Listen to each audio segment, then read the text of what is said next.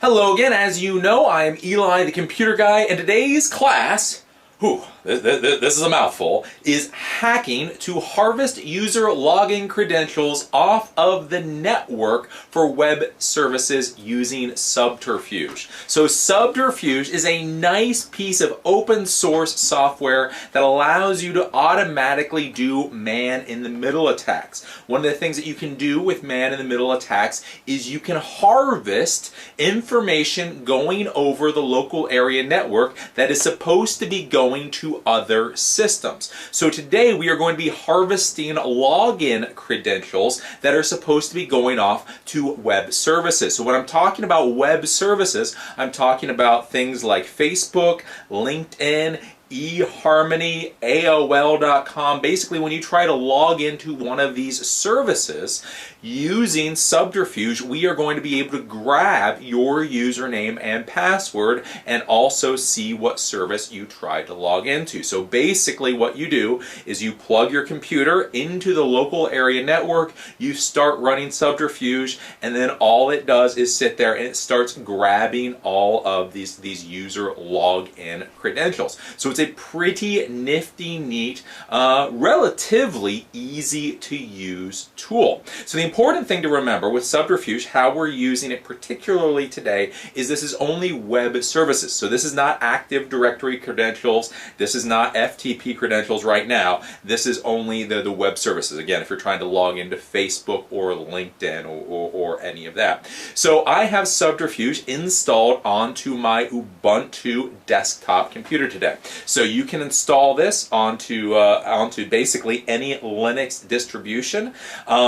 I was going to install this onto Kali, but at the time when I tried to install it onto there, Kali is of course the latest version basically of Backtrack. For some reason there were some issues with it, so I just went off and did it on Ubuntu. Now today when I show you how to do this, I've already installed Subterfuge onto my Ubuntu box. I'm not going to show you how to install Subterfuge. Basically, as I've talked about before with these hacking classes, at this point you should know how to do things like install software onto Linux, because if you don't know how to do that at this point, then you don't need to be learning hacking.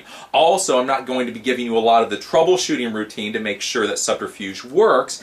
Again, because Subterfuge is open source software and you're installing it onto open source Linux, there's a whole bunch of quirks and problems and issues, and you can run into any of 1,000 different problems making Subterfuge run.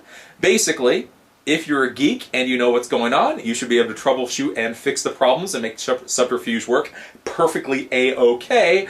And if you can't do the troubleshooting and make it work, then you don't need to be doing this class. So let's go over to my Ubuntu computer right now so I can show you what's going on. So right now, I am on my Ubuntu desktop computer. So this is the latest Ubuntu, whatever it is, and obviously this is the Unity interface. So I've opened up Firefox, and just to show you, this is where you would download Subterfuge from. So code.google.com/p/subterfuge. This is where you go, and then you simply go to the download section, and then you can download this. So this is for Linux. This is not for Windows or Mac or any of that. It's for Linux. Basically, you can see that you can download the tarballs, and then once you've downloaded the tarballs, essentially what you do is you uncompress these, you install Python onto the computer that's going to be running Subterfuge. You then run the Python script, and then you can run Subterfuge. That's all in the instructions. And again, at this point, you should know how to be able to do that. So what we're going to do right now is we are going to turn Subterfuge on. So the first thing we have to do is we have to go to the terminal, and we're going to type in sudo. So basically, we're going to run the command as root and turn on Subterfuge. So this is all we have to do to turn on the Subterfuge service. Now just remember, this is something even an old geek like me can forget. Make sure to turn on the Subterfuge service. If you don't turn on the service, well, it's just not going to work. So we're turning it on right now, and now it is running. As long as you don't have any issues, basically you're going to get this. So This is all you get, and then if you want to quit the server, you would hit Control-C. So I don't want to quit the server, I want to keep it running. Now what we're going to do, since the service is now running, we are going to go to the loopback address. We're going to go to the local web address, 127.0.0.1. That is the local web server, and this is where we go in order to access Subterfuge. Now this is the one warning, the big warning that I would give you, especially since this runs on Linux. I suppose you could run multiple web services on the same box that's running Subterfuge, but don't. So if you are going to be running Subterfuge, do not put this onto one of your servers that's running some kind of Apache web server or doing any kind of other web services unless you really know what you're doing and can separate it, because basically Subterfuge will take over the web server for this particular server. Now, as we can see here, I have already harvested credentials in the past. So these are the credentials that simply got harvested off the network. So we can see here, source my.screenname.aol.com. So I was trying to log into AOL.com. The username was test5 and the password was nz00dl33. I went into Facebook, test@facebook.com. This was the password. AOL again, test. This was the password. LinkedIn.com, test@test.com. This was the password. So this is what we are going to be getting off of the local area network. So when we come here, basically this just continuously will scrape and keep getting more credentials. But these are the credentials I got in the past. Now if I want to start the service now, to start grabbing credentials now, I have to start by clicking the start button. So although we've started Subterfuge, it is not currently collecting credentials. These are old credentials that is collected. We actually have to start it within this web page. So what we're going to do is we're going to start. It's going to say we'll attempt to auto configure, and you say okay, and now it's doing its little auto configuration. So make sure, again, even if you're really wacky smart like me, this is one of those stupid things you can forget about. Make sure you click the start button when you come to the Subterfuge page, or, well, obviously it's not going to be doing anything. So basically Subterfuge is installed. We go to the terminal. We start the Subterfuge service using sudo subterfuge if we're using something, a Debian Linux. Then we open up Firefox. We go to 127.0.0.1 in order to go to the web page that has Subterfuge on it, and then we go and we click start.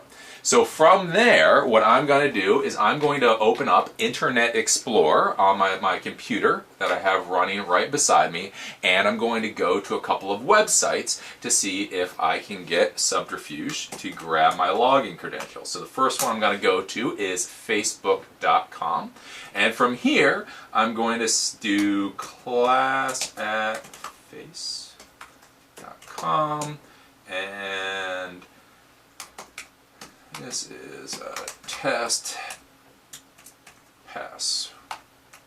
Let's see if I can log in. See, and now we can see here, I just tried to log into facebook.com. So this was real time, www.facebook.com.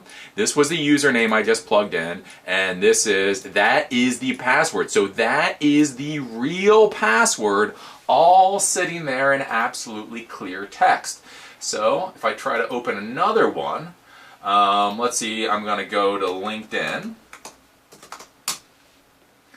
And from here, I'm going to do test@class.com, and then again, PASSW0RD, whatever. And then let's see if it grabs something there. And there we got the LinkedIn. So I went to linkedin.com, test@class.com password. So basically, this Subterfuge is simply grabbing those usernames and passwords off of the network. So my computer here, this computer, the other monitor that's sitting right here, basically this is simply connected into a switch that this Subterfuge computer is connected into, and this Subterfuge computer can now grab all of those credentials. That is really, really, really wacky cool. So if you plugged this into a network that had 20 users or 100 users, it would just sit there grabbing all of these login credentials. Now, the one warning that I will give you, if you go to play with this, just understand this isn't 100% perfect. So depending upon the web browser that you're using, the websites that you're going to, it will sometimes pick up all the credentials, sometimes it won't pick up any of the credentials. So it's one of those, it's a hit or miss thing, but hey, it's a hell of a hit or miss. So that is what Subterfuge does, and that is why sending credentials in clear text is such a horrible, heinous idea. Because not only can you go to your work and plug this in and be able to harvest credentials this way, but you could go to some internet cafe. So you just go to the cafe, or you go to your local library, or you go to somewhere else. You could turn on your little laptop computer, turn on Subterfuge, and then anybody in that internet cafe that goes to log on to Facebook or LinkedIn or eHarmony or any of those things, you can just simply grab their credentials. That easy. That easy. So Subterfuge is free.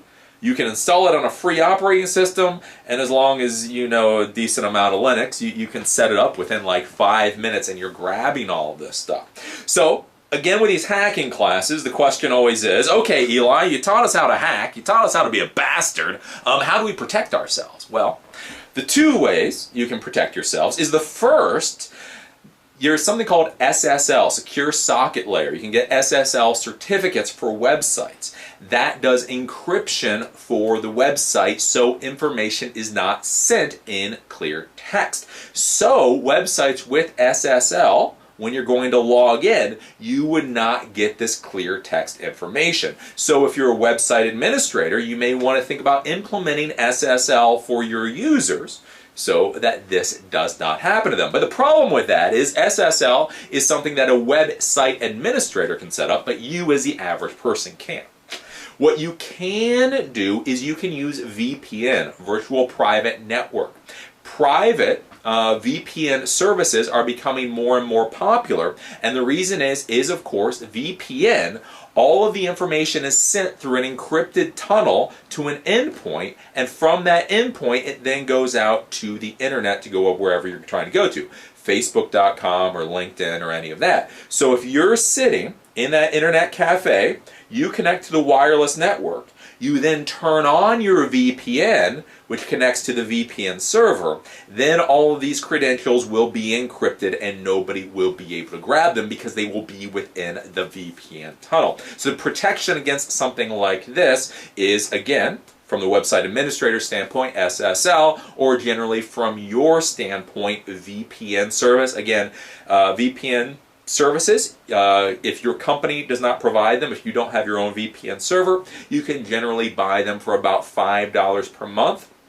Depending on what you're doing, that could be a very good idea, because I just showed you how utterly simple, easy this is, and yeah, so again, and not only that, the other things that I will warn you again with protecting yourself is make sure every web service account you have, you use a different password. So if they get this password, they can't get into everything you have. And again, you change your password at least every 30 days. The reason being is a lot of times hackers will harvest this information, many times to actually sell.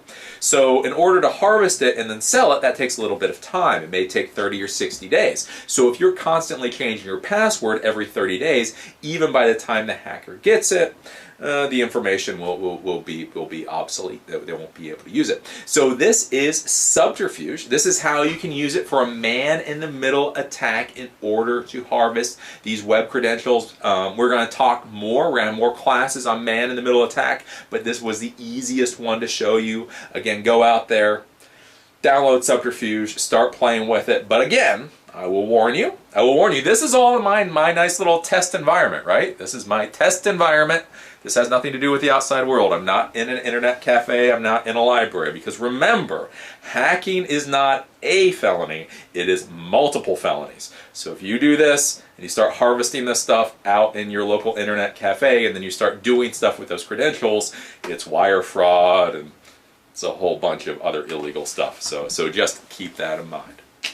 But, as you know, I am Eli the Computer Guy. This class was hacking to harvest user login credentials off of the network for web services using Subterfuge. As always, I enjoyed teaching this class and I look forward to seeing you at the next one.